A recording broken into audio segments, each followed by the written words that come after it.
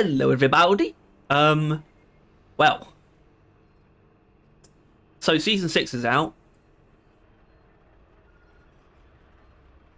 By the time this is out, I'm actually recording this on the 11th of January. And actually, it means season 6 still won't be out for me, the console-dwelling deviant that I am. So this comes out 2 days before season 6, and this is actually going to be the last Overclock showcase that I record before season 6's Steam release date. So, welcome back to Overclock Showcase. And that's basically so I can just consider anything that possibly comes up. I think the current stance is that there isn't actually going to be any kind of weapon balancing or anything like that in Season 6 specifically. I think that will pick up pretty quickly with Season 7, but I think Season 6, they just want to be hands-off on that regard, because that's something that Ghost Ship would need to be even more hands-on with. So there doesn't seem to be something that's happening in Season 6. That could have been dispelled by the time this is out. Point is, this has been recorded before Season 6, and this is Heavy Hitters go around at its next Overclock. Well, hold on. The EPC's next go around at its next Overclock, which is Heavy Hitter. Heavy Hitter is one of those S tiers purely for where it is. The weapon that it's on, basically. It is extremely powerful. It is my favourite EPC Overclock by quite a margin, and I think what's something I've been able to get out of it, which is really cheeky on my part, is that I'm using both the new overclocks for, well, I'm using the new overclocks from Season 5 for both the Sludge Pump and the Cryo Cannon. Definitely me just taking Heavy Hitter as a bit of an excuse, but I think in practice, I'm pretty comfortable saying that Heavy Hitter actually pairs extraordinarily well with both of them. And I wouldn't actually say, I was about to say, oh, maybe especially the Sludge Pumper, but no, I think it really is quite equal in how well it pairs between the two. So we're going to start with something, I think, what have I got? Is it the Parasites thing? Okay, we're going to do the Cryo one for this one. This is probably the more traditional one, but at the same time, my understanding as far as the community consensus goes for Heavy Hitter is that it is good for fire. And that both applies to the Cryo Cannon and the Sludge Pump, for setting sludge on fire, for very easy temp shocking enemies and doing big damage to them at the same time. And the fire version is extremely good, also pairs well, like I said, with both of these weapons. But I have a very big soft spot for this much simpler version of Heavy Hitter, which is just using it to do big damage against frozen enemies. And we do that through very simple means. We're taking ammo in both slots in this one. You could go the other way. It's just that this helps you avoid unnecessary overkill, especially against things like grunts. And our Cryo Cannon Overclock is built to help with that. And we get to use damage in Tier 1 on the other build, because that's what helps it set it on fire, set the sludge on fire quicker, and set things on fire quicker. Velocity in Tier 2, because it's the only thing that benefits the normal shots. Same goes for Tier 3 with Tweaked Radiator. Same goes for Tier 4 with high density battery. You don't need to take any other thing in Tier 4. Tier 5 is technically also Burning Nightmare is the only thing that affects it. Plasma Splash nerfs it. Although, hold on, because Plasma Splash is well, it doesn't quite nerf it. Plasma Splash was on the table for this, but the problem is it's even though it does respond to the overclock you're using, it responds to the fact that Heavy Hitter gives it more damage and divides that up. It's still dog shit. So we just take Thin Containment Field because it's something. There's no reason not to take it. We just don't want the fire because we don't want to be temp shocking things. We want things to stay frozen. Speaking of staying frozen, Crystal Nucleation. This is basically, obviously, you probably know, sticky flames, but for the Cryo Cannon, sticky ice. We're going basically for as much ammo and range at the same time as possible, just to help lay that sticky ice under enemies at a greater range and with greater efficiency. Not relying too much on direct cooling power, so we have spin up time just to start firing basically instantaneously. Range is very important here. Rate of fire, nope, I don't actually want that, to be honest. Ammo in Tier 4. Cold Radiance, though, is the natural course of action. It's extremely good at freezing anything efficiently except flying enemies, which our EPC is pretty good at killing, except maybe Brundles. And the reason why these two pair well together, because like I said, this is an excuse for me to use the new overclocks from season 5. They're not new, but they're from season 5. The damage over time that crystal nucleation brings helps make up for the oftentimes small amounts of damage that are left by the EPC, but you don't necessarily want to use an EPC shot. Your EPC shots in this build are actually fairly sacred is the wrong word, but they're not the kind of thing you just want to use willy-nilly, if you don't mind the phrase. You do want to be somewhat conservative, so if the damage over time from the spikes can kill the enemy, then you should let it, and I will be letting it.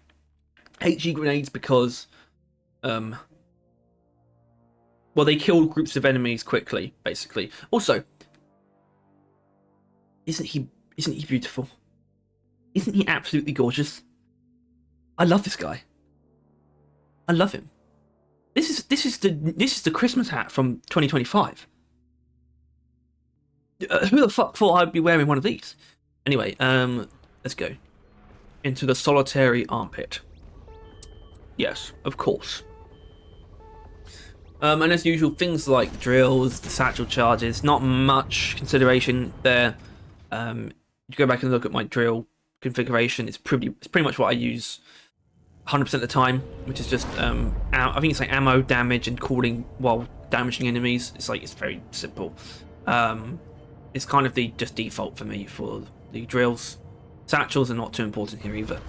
I always find satchels to be such excess. I think I kind of need to break the spell, or rather curse, which is me always having to feel like I need to use the satchels before resupplying.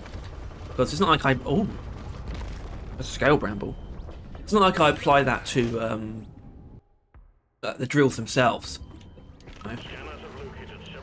I resupplied before also. Oh, that guy is floating there.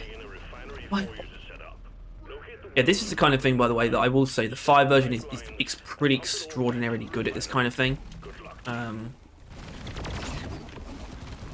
it would basically set those things on fire in 2 shots.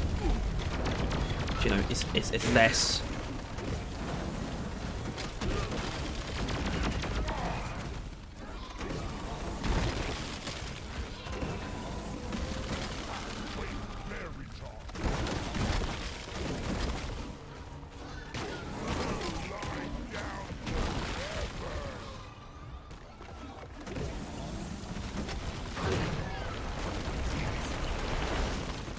You gonna freeze? I don't think he is.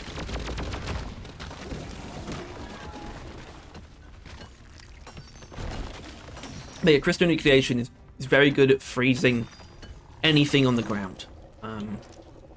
Basically. Right, obviously, we're gonna have to deal with that scale bramble before the day is done. In fact, I might actually prioritize it. Except for the Hollow Knight, of course. I'm pretty sure there's a stalker around somewhere. Yeah, I can hear him. I can hear him. I can smell him.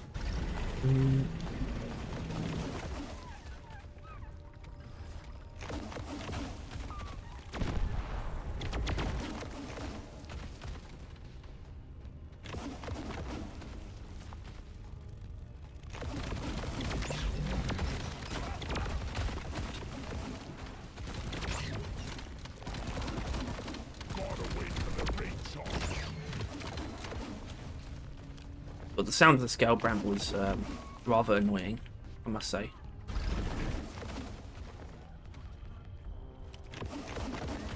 My all-purpose crew.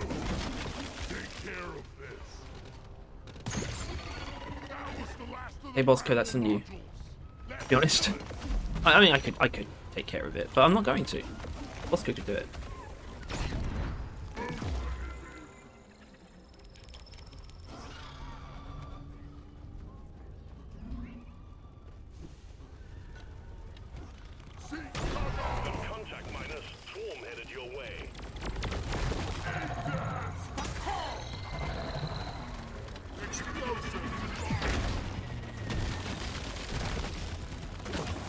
Not sure about doing the core stone. That'll basically be if I feel comfortable with it, to be honest.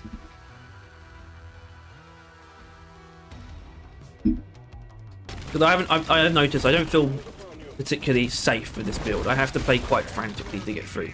Especially Macteras, I find them to not be too intuitive for me to kill.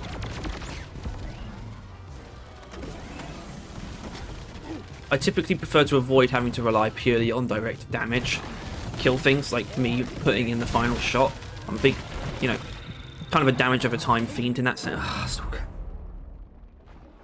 I heard it. I heard it. So I can't really excuse that. Being up close, if you can get Cold Radiance to activate though against a Mactera, for example, it's usually the more effective way of dealing with them. Oh, I see. How about you?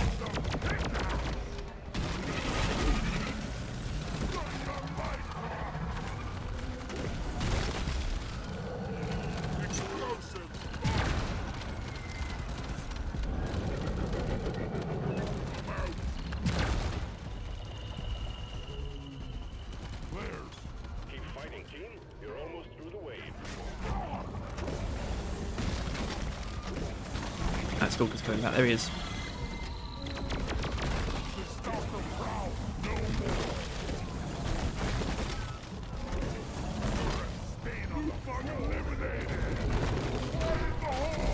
Whoa! Jesus Christ!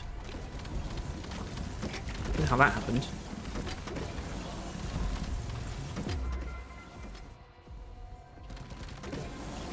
Oh, damn it. Yeah, this is not going to be a clean kill. Bull.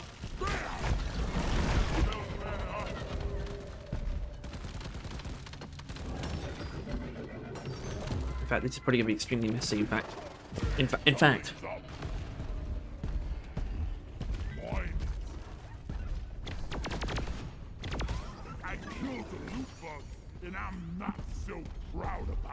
I'm sure I remember having an actually very easy time doing this. Although, to be fair, the other version of this that I tried was one where the Cryo Cannon was just built to freeze, and not with Crystal Nucleation, it was actually with Tuned Cooler.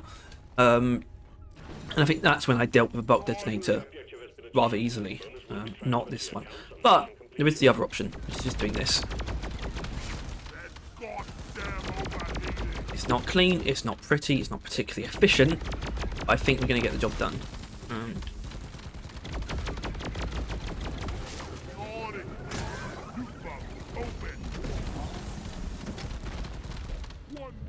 There we go. Okay, that's fine. I'm not too torn up about that. Although we do kind of literally need to resupply. Like straight up. Haven't even found a Morkite well yet. This is not my best. This is not my best. Simply put.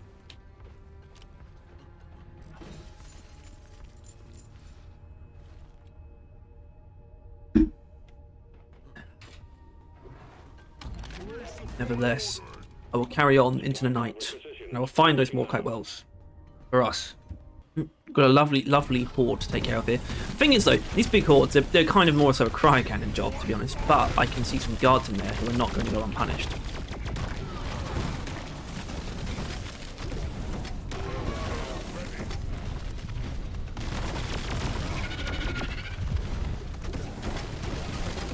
So lots of nitro down here. Basically, I found this Morkite well like in a really deep pit, but I just dug through like basically in a straight line to get to it. Because I'm driller. Although it is a sandblasted corridor, so you could do that anyway. This is actually a thing. For Season 6, I think we should probably know this by now. We would know this by now. If the Ossuary Depths is a one-hit terrain or not. I think it must be, right? Because it's like basically just dust. Or even sand. It's just not a desert in the same way that the sandblasted corridors are. So I'm kind of expecting it to be one-hit terrain, I think. Yeah, I think these other... I think all these wells seem to be precariously placed in this mission. Not typically what I'm signing up for when I go for oil on-site refining. Usually the idea is for it to be a fairly simple mission. Although then again, I picked it with parasites, which is certainly it's far from the hardest mutator to deal with. But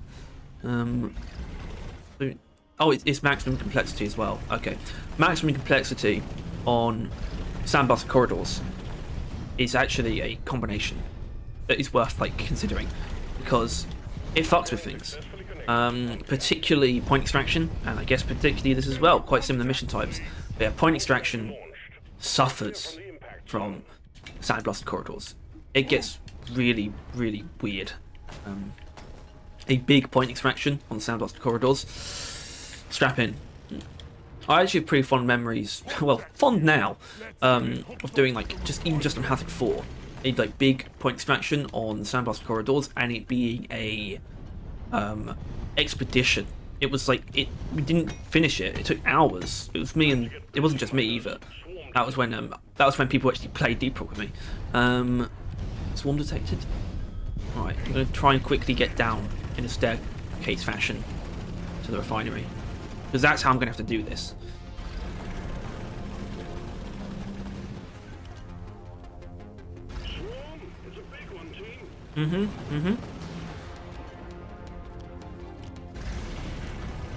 As soon as I exit this tunnel, as soon as I make an exit hole, it's gonna go off, isn't it? There's gonna be something waiting for me.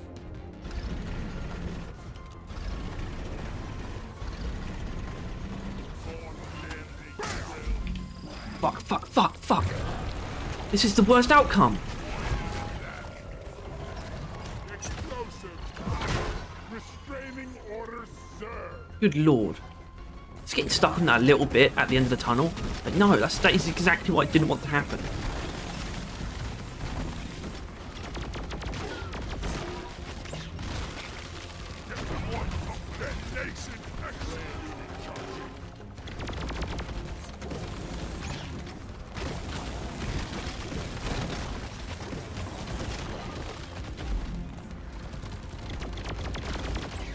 I'm not doing the core stone, by the way, guys. I mean, look, we've got a new season event to think about, after all. That's literally my way of saying pity me, because I can't deal with the core spawn.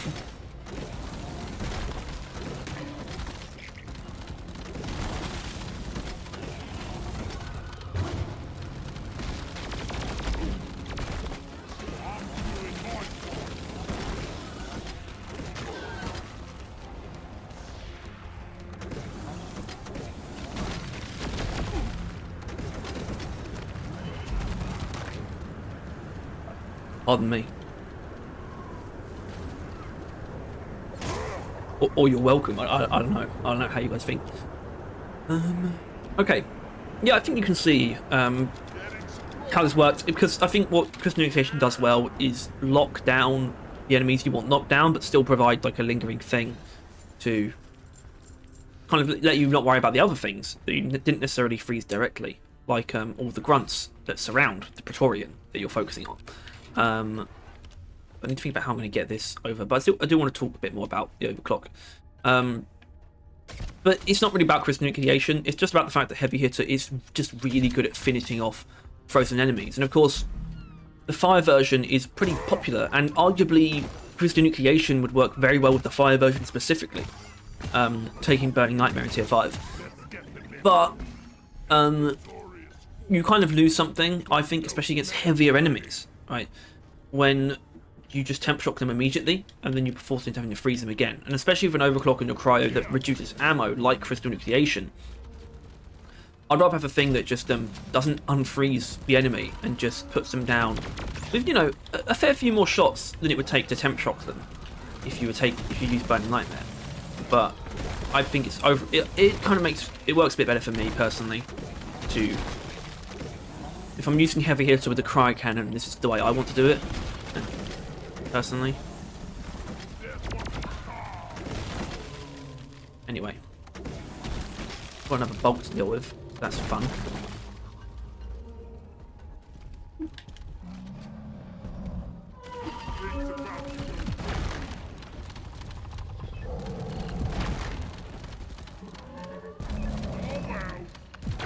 Right, I am gonna try and freeze it as well. See how that goes.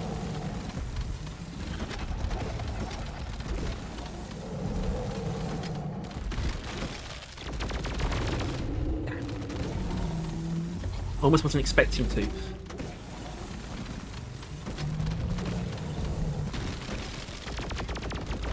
Okay, that was quite a bit better. Oh shit! Bosco, stop! Christ. Gonna trigger the core stone. Which I had already thought about, because I think the previous one passed pretty close to it. In fact, I'll just have Bosco work on the pipeline at the moment. That actually...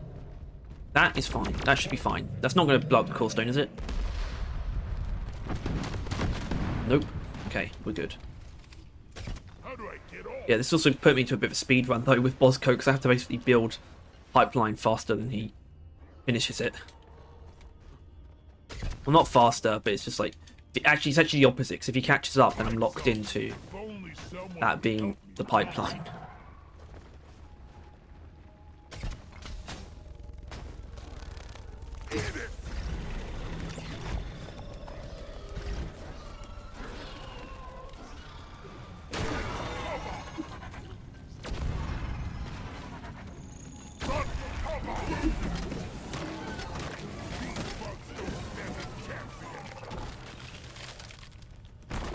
Dumbass. I've also found group bombers to be not particularly easy for me to kill because I'm just not very good at hitting weak points with a lot of, like, in a sustained way. I can do it with the M1000 to, like, one-shot them fairly well, but hitting them consistently with, like, a high fire rate. I mean, the EPC is literally as fast as you can pull the trigger, I'm pretty sure. Its fire rate. Like, it's quite fast. And they better bring back bouncy plasma.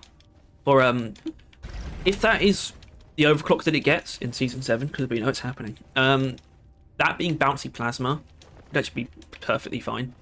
I think the EPC deserves it, because, and it should be, obviously, what it should be is a pretty drastically upscaled version of bouncy plasma, because bouncy plasma, I don't even know if it was actually called that when the EPC had it, but it was definitely for the normal shots. What I want from an overclock version of that, and also for it to be its reintroduction into the game, is for it to be basically, it should take advantage of everything the EPC has.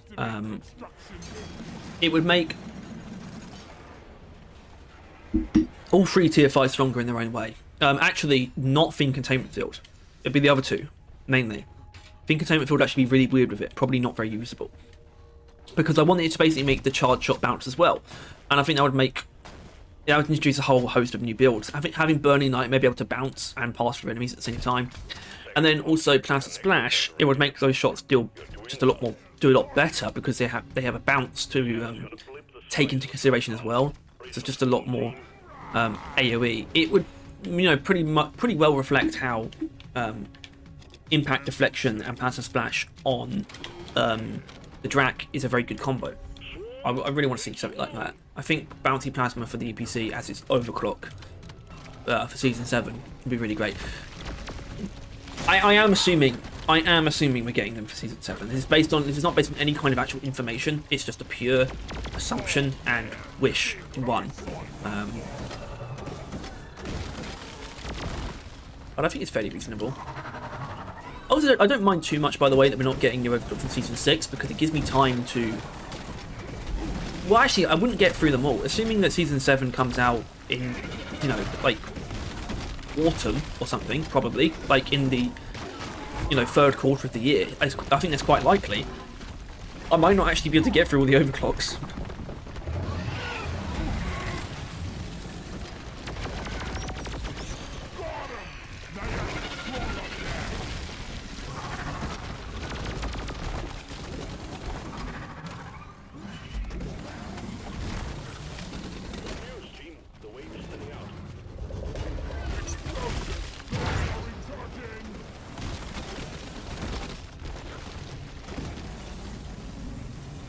Yeah, I'd rather freeze a bundle if I can, to be honest. They're a real pain in the arse. EPC has no armor breaking to speak of, so...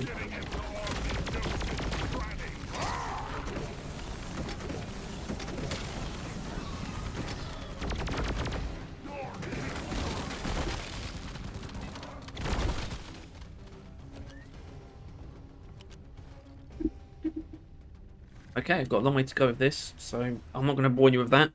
Alright, we're here at the precipice of my own destruction. Oh shit. I didn't even... that almost feels psychic in a way that is really not pleasant. And a presser, I was just thinking about a presser though, because we hadn't seen one in this mission. And we're going to start the pump sequence because I don't know if swarms can spawn at this point still, but I'd rather make sure they can't by actually starting it. I mean, I don't actually know, but yeah, okay, presser, let's do it.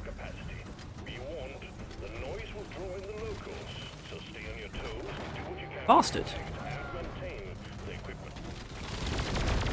Yeah, there's still, like, the thing about how cooling works is that it can occur even while they're being, warming up. It can occur even when the enemy is still technically being cooled, because, I'm pretty sure it's because crystal nucleation, wait no, actually I know this for a fact, just based on the deduction. But what it means is that crystal nucleation actually doesn't act as an environmental cooling source. Environmental temperature sources basically convert what the enemy is currently experiencing.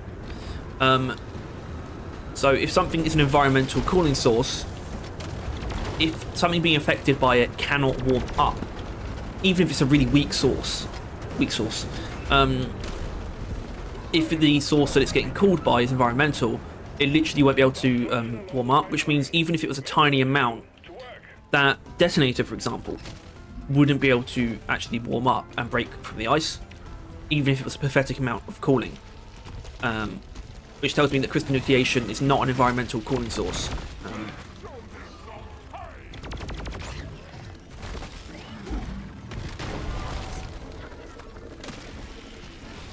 Which is one of those really weird bits of Deep Rock's like tech that you wouldn't know unless you've like read the wiki. Like, unless you know like data mined information, it's not something you can really discover. Well, you could discover it, but it's not anywhere in writing in game. You could figure it out based on what's happening, but I wouldn't expect anyone to. And I don't know if crystal nucleation necessarily needs to be, but it makes it a little bit annoying with something like that presser, where that's the kind of thing, because their cooling, their warming is so strong, they break from the ice so easily, that you'd almost want something like crystal nucleation, where the gimmick is that it provides like a lingering source of cooling, or that to keep something frozen quite easily. Now, something that does do this, and not actually by being an environmental cooling source, is Snowball. Because it's not environmental. Snowball, all it does is inflicts a status effect on the enemies that stops them from cooling, or from warming. Same goes for Inferno, I think. Or is Inferno just the fact that it adds heat? It doesn't actually stop them from being cooled. But I think Snowball stops them from being warmed up, I'm pretty sure. So it's mimicking an environmental cooling source. An actual one would be literal environmental cooling sources, like the ice vents in the glacial strata.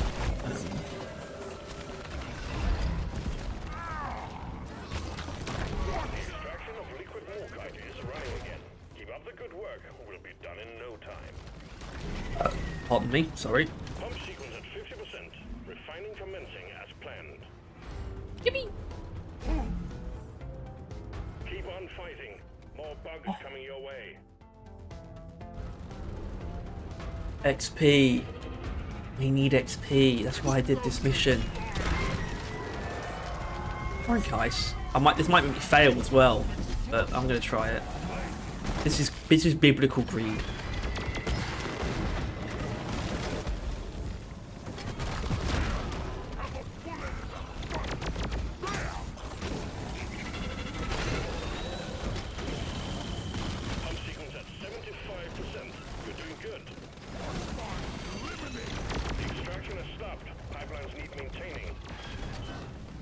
Right, let's have a pilot on standby.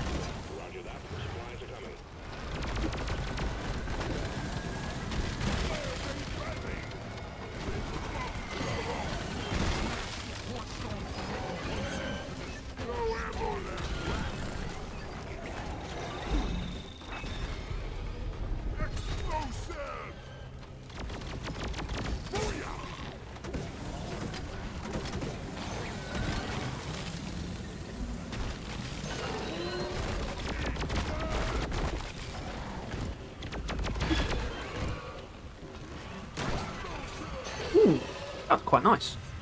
I enjoyed that. Getting more ammo.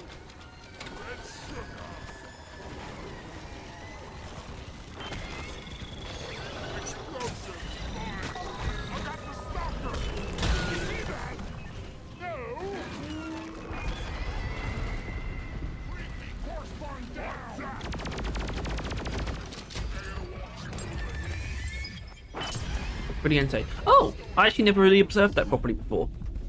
The core stone only destroys core spawn when it dies, not anything else. Well, there you go. You learn something new every day. Which is a bullshit saying, by the way. You definitely don't learn something new every day, especially when you're going to school.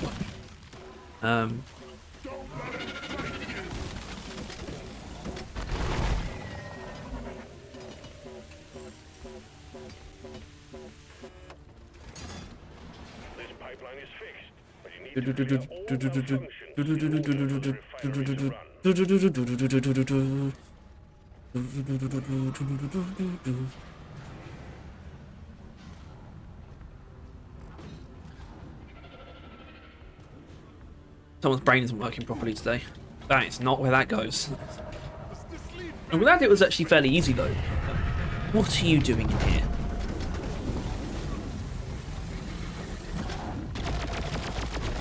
Okay, that was a bit better than last time.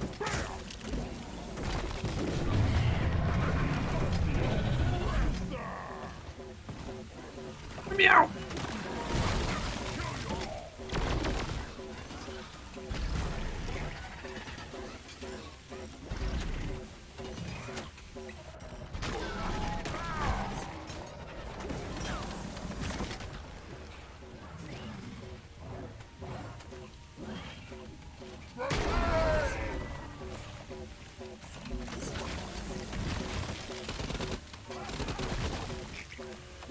Right, let's get this done. Send in the corpse. Pipeline's operational again. You're doing fine. The refinery is attracting the bugs. Hold the line while the pump sequence continues. Hold the line. Love isn't always on time. Jesus Christ. Leave me alone.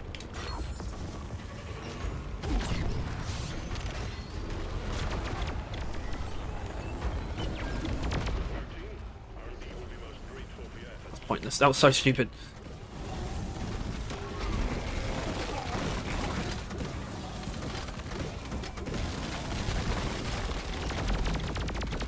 No, we're getting a new mission type in a couple. Well, okay, you've already got it. Sorry, shut up. I really hope it's one of them. It by all means, it seems to be one that's going to fit very nicely in these videos as well. Just as a very simple mission type. It seems to be exactly that. The real prerequisite though for a truly simple traditional mission type is whether it is receptive to special swarm types. So that being when you get specifically a Grunt Swarm, or a Praetorian Swarm, or a Mactera Swarm, or a Swarmer Swarm, or a Dreadnought as the Swarm. That can only happen in Mining Expedition, On-Site Refining, and which is this of course, and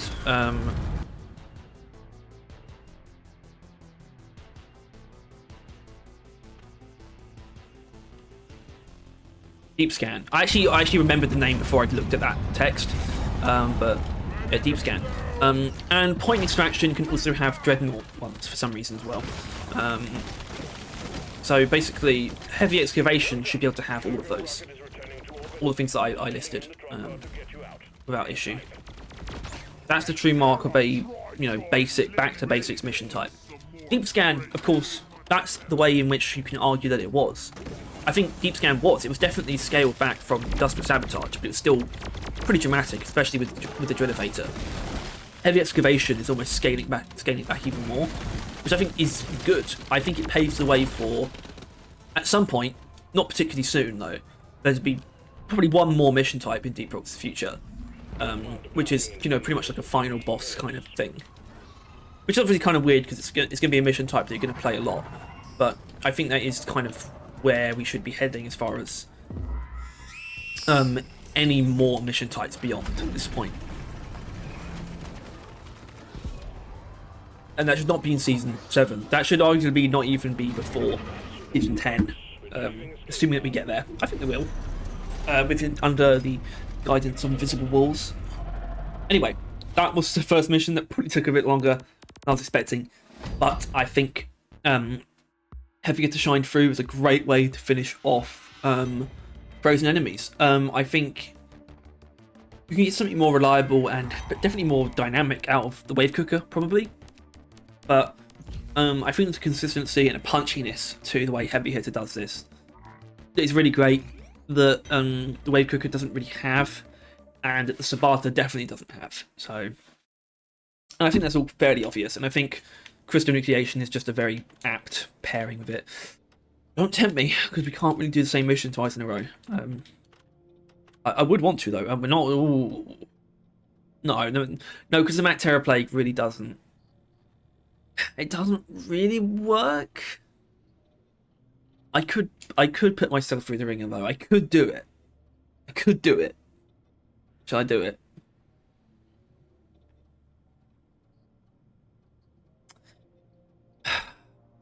What would I be doing instead? Actually, I'm not going to do it because I think the amount of this is so autistic. The amount of XP that my driller is on is probably a good amount to get him up to level 25 and promote him when I, do the next video, basically. So I'm going to go for my old reliable, which is salvage operation in the radioactive exclusion zone. That is actually a part of that. But yeah, so build number 2, like I said, is using the other Overclock. Well, the Sludge Pump Season 5 Overclock. Combustive goo mix. Let's start with the EPC itself, though. I've already explained this takes more damage. This helps with setting things on fire. So that is both the goo and enemies, basically. And it makes it really strong against Mac Terrors. Same with the velocity and this thing and the ammo here. And of course, Burning Nightmare. It's actually very simple. Combustive goo mix is built to provide the means for lots of goo to set on fire and then thus explode, but also to serve as a decent sort of punchy combo single target thing as well. That's where kind of the velocity and the direct damage come in. I don't necessarily feel the need for more charge fragments with this. It is actually perfectly fine, but it's very, very overkill. I've actually had a good experience taking potent goo mix. If you take atomizer nozzle, I approve. It's perfectly fine. Season 5, Tier 5, fluoroantimonic acid. Ooh, I nailed that. Not really. Only because the slowdown is a bit redundant because of how quickly you will be blowing up the sludge, basically. Just getting a tiny bit of extra damage in, I find a little bit better. And neurotoxin grenades, because I'm cool like that. Because you got to use them. And that means this driller video will have no impact axes in it. It's a miracle. I might have done that before. I can't really remember, but yeah. It's something to brag about because it's pretty hard to avoid impact axes, really. They dominate. I don't... The problem is, they're still in this very weird position that I tend to observe things like this in a lot of games. Of basically not being overpowered, but also... well, kind of... Actually... being overpowered, but also unnerfable. Like, if you nerf the impact axes, they become really weak, like, really quickly. So I think they kind of need to be left as they are, and if anything, everything else needs to be brought up. Rippers, for example, need to be retrievable if they don't do any damage. They also need to do bonus damage to frozen enemies. Neurotoxin grenades are probably the safest. No, HG grenades are the safest. They're the closest to being perfect, I think. And then neurotoxin basically just needs to react in some way to the other primary weapons, I would say. I think does it do it with the cryo now? I actually don't know. Oh shit! I literally don't know. That's not good. I should know. Damn.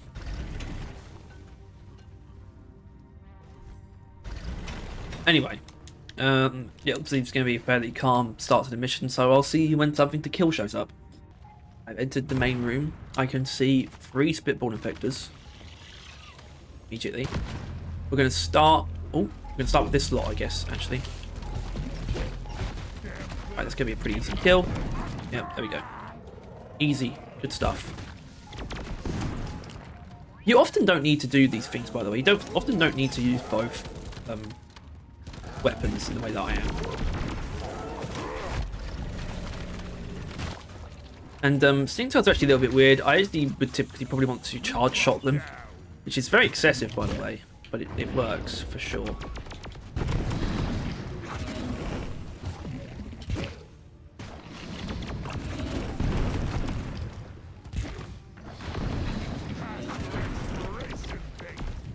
So that's probably not how I would normally deal with spitball infectors, because, well, but the reason I did it that way is because there was 2 of them, basically.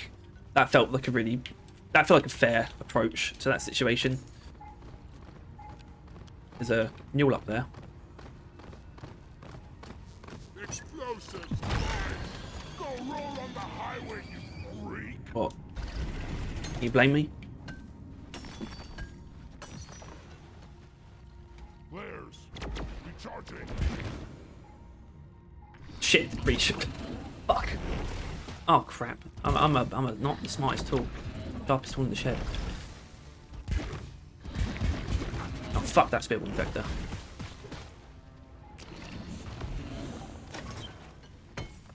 Oh, fucking. Because fuck him, that's why.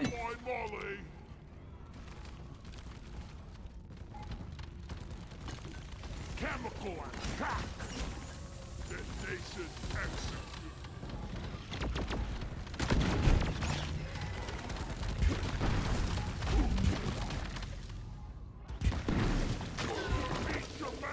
Alright, fair enough. Can't fault that. Yeah, I'm not sure if one shot does this acid spitter in actually or not. Well, I won't know because bots can manage to get one shot off on him before it either died or didn't die. What? Can you blame me? It's twice in both. Alright, here's where it gets real. Or not. Point is though, where Combustive Goo Mix is actually quite good. Okay, Combustive Goo Mix has always been good. The point is, it's stupidly limited in how you can use it in terms of build, because you literally have to use EPC with Burning Nightmare to use it consistently. It's like, that's just fucking stupid. But it's always been really strong, and where it's really best is in really big groups of enemies, where you can start with a pretty strong charge shot, but you still want most of it to hit the ground, so there's lots of puddles, and then you detonate them later to either finish off enemies or kill any new enemies that have been introduced to the sludge. And basically it makes individual charge shots just go a longer way, more mileage out of them basically. And well, okay, that's thing number 1. Thing number 2 is genuinely really good single target damage. Yeah, straight up, and that just comes from having lots of sludge under a high HP enemy. Because the damage is coming from explosions. It's not coming from fire or sludge or corrosion. It's coming from explosions that each deal their own damage. So the more explosions there are, the more damage you deal. So you can just stack puddles and just deal crazy damage to anything, really. It's hard, definitely, obviously, very hard to use against airborne enemies. So thankfully, there's no really tanky airborne enemies. And you're not really going to use it against the caretaker, but it's still a very powerful single target thing that I do enjoy partaking in from time to time.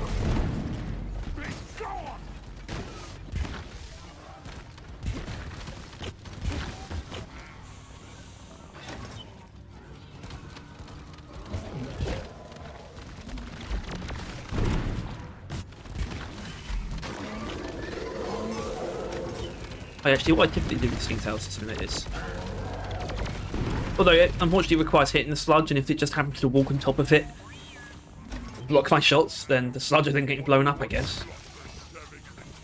Annoying. This is very annoying. Bruv. Don't do that. Oh yeah, forgot the other mule is up there for some reason. Alright. Alright, here they come.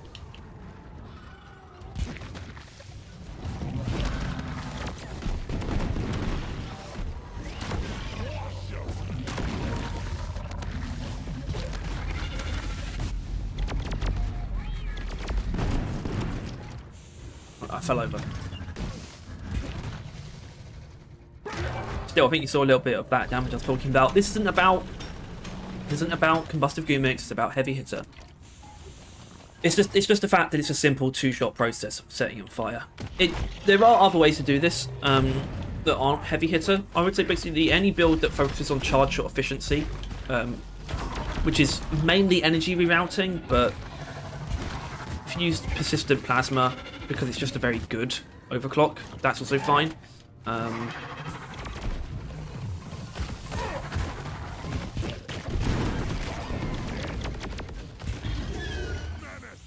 And because what that lets you do with Burning Nightmare, because Burning Nightmare is Flying Nightmare. Is that what it was called? Flying Nightmare mixed with whatever the fire upgrade used to be called. So it still does that thing with the charge shot where it passes through, which makes it very, well, fucking Giga Brain Stingtail there. But what you can do, make it very easy to just shoot a charge shot, and that will set the goo on fire very easily, and set potentially more of it on fire as well. If you need to do that. Usually the goo is close enough where the explosions chain, but it's not always the case.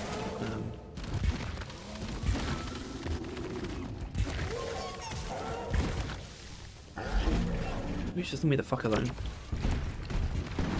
Seriously, I hate these things. I hate Stingtails. Can't stand them. I hate them. Help me mine this. Theirs are recharging.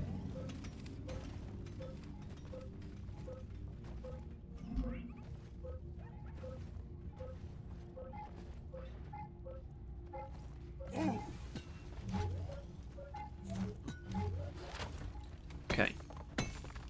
Okay. Give me that. Follow me, Bosco.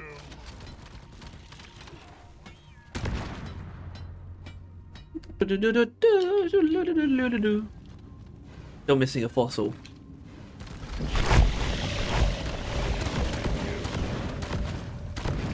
The sun. There it is. Any new source of solar energy? We found it. I haven't found 10th fossil though. Why call me Molly? We may simply have to progress. But I do want it. Oh, there's one. Back. Follow them and let's get that drop pod fixed. Remember, So it's gonna be easy to get to. deposits on the side of the drop pod. It's funny that when you think about it. The person who would have the hardest time getting this is actually engineer, but it actually would be scout in terms of like safety. I'd be fine with it because I run jet boots on scout as a default, as you all should. Pod working. But scout would actually have the hardest time justifying going for that fossil, Set up the uplink. typically. Of course, in a co-op setting, there's like a number of ways. Like, if you're in a co-op setting, you can pretty much always do that kind of thing safely just by landing on someone's head. So can I? So would I be able to get this thing down here? I think I might be able to. I much rather would.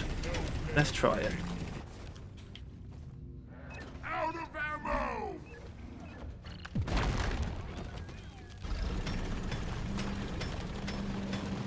I mean, the drills make this kind of thing much easier.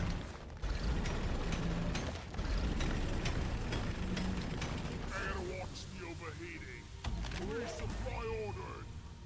Roger that. Supplies are coming.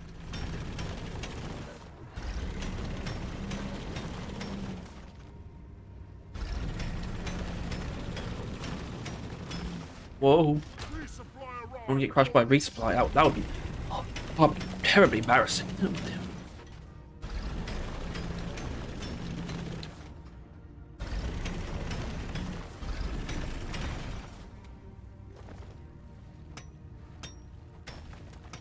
Okay. This is it, lads. Well, not quite. Not quite.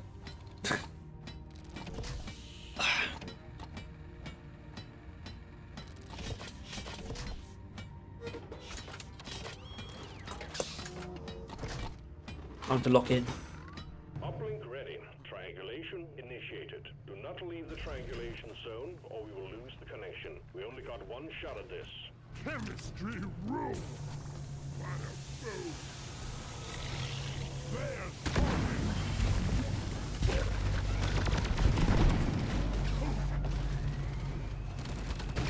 I wasn't expecting that to be quite so violent. Triangulation at 50%.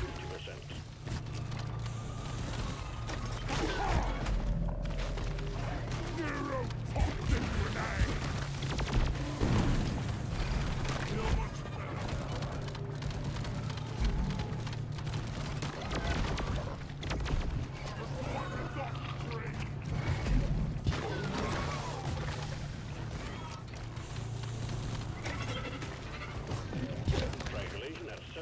Almost there. Oh, fuck me. Mission. Get back to Oh, the what is that? triangulation Oh, at least I got some red sugar right there. That's actually quite good. I will take a bite. Please get back into the triangulation zone. You risk completely losing your signal.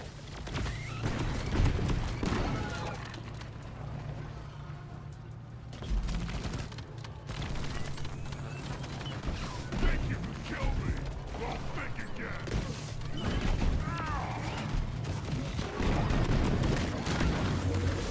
I know what I'm doing. Triangulation. I don't know what I'm doing. Remote control reestablished. Stand by, sending in fresh fuel cells for the drop pod. Save for a machine how you build it. This is usually a pretty surefire way to kill Praetorians with this. Well, actually, I didn't need two charge shots in that case, but you often do. You often do.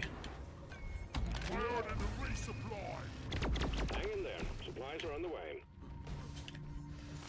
Fuel cells have arrived. Get them connected to the drop pod. Make every bullet count. Well done. Secondary objective completed. This also has a very clean one-shot breakpoint on loaders.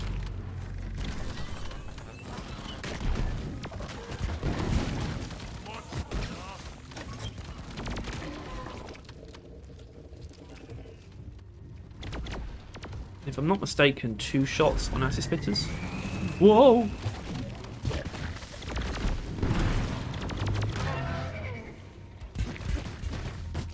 We'll never know.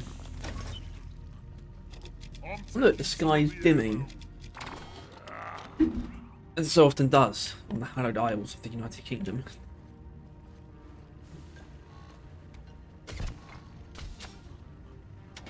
Charge cable plugged in. Prep the fuel cells for charge sequence.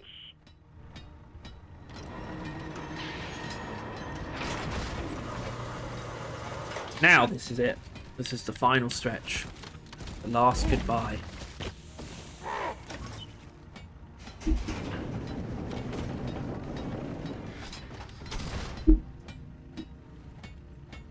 Fuel cells charging. Stay close to keep them operational.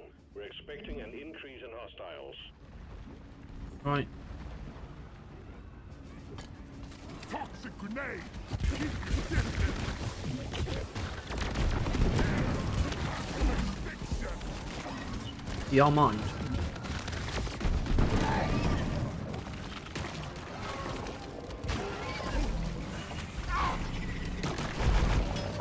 Fuel cells at 50%.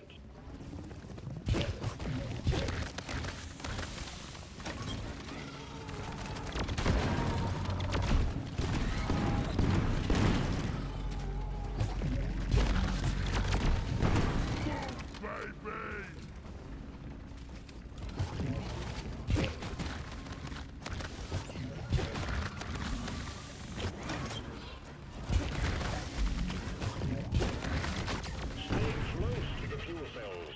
Grabbing ammo. Take care of your health.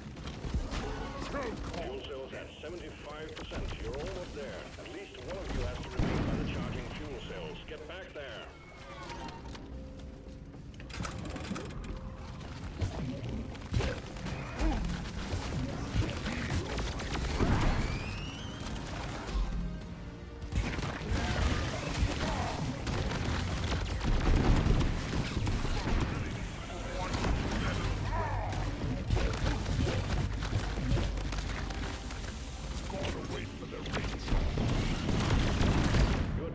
I knew exploders would get me. Need to stay close to the fuel cells. I knew it. Look how bright it gets in here when there's like exploder residue on the floor. Right, now I actually do need to lock in. By the charging fuel cells. Get back there.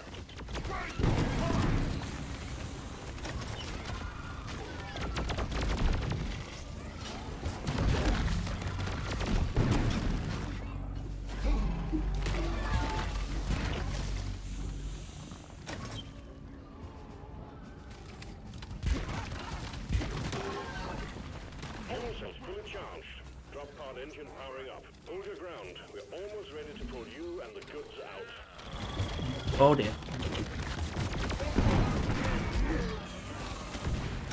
I mean, setting things on fire I didn't even know were there.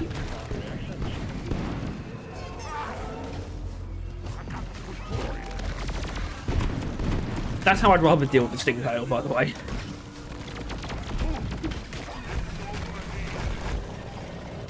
Onboard mainframe routing.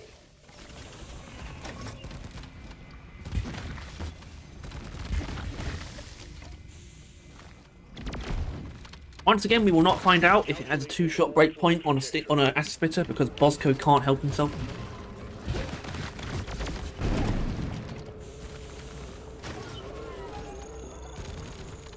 Powering radiation shielding.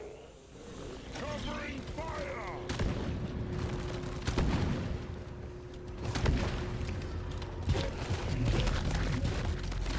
Ecom operational.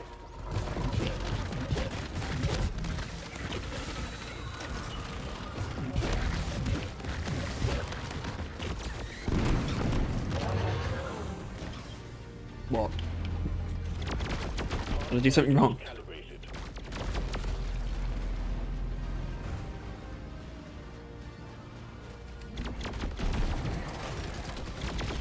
Drop pod powered up and ready to leave. It's time to bring it all home. Get on board, we're leaving with What they don't tell you, by the way, about Burning Nightmare, it actually has a very tiny AoE radius, which makes it actually kind of good against swarmers. Watch the news!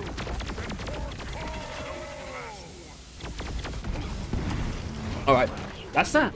That's Heavy Hitter. A great way of finishing off frozen enemies and a great fire starter. I would say if you want to find something in between, which is where it's a really solid single target weapon on its own, Burning Nightmare would be better because it does give it more damage.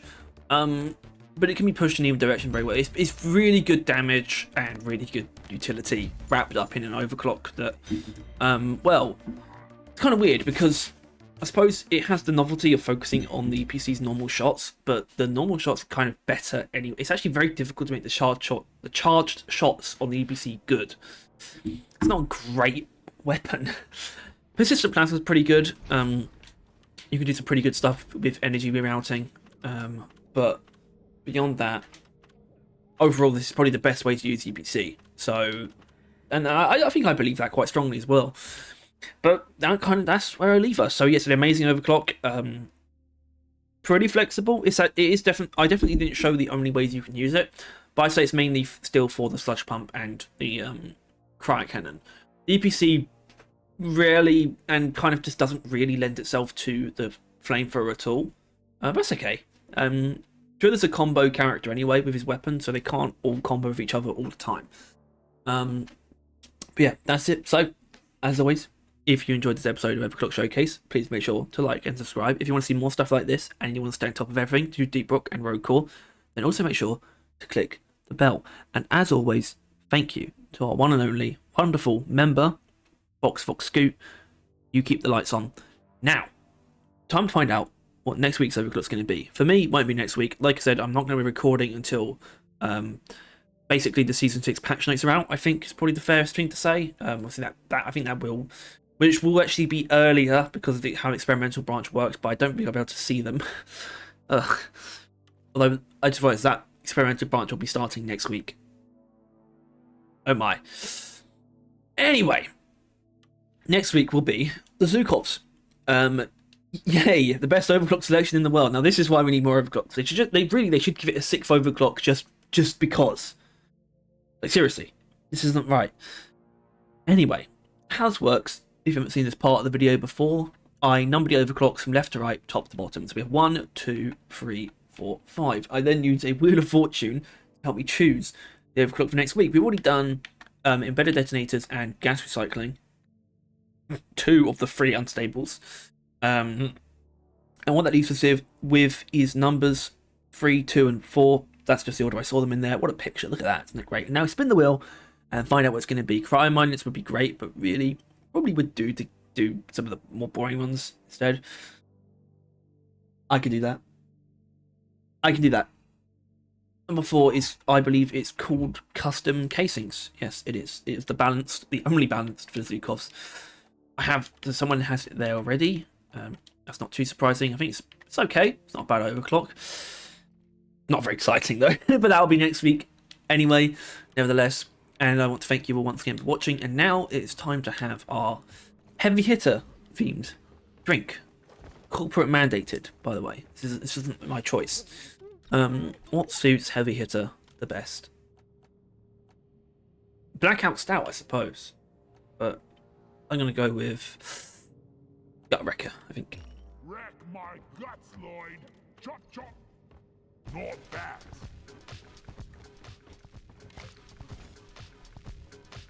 You know, you're not being paid by the hour. Get to work. Get in my guts.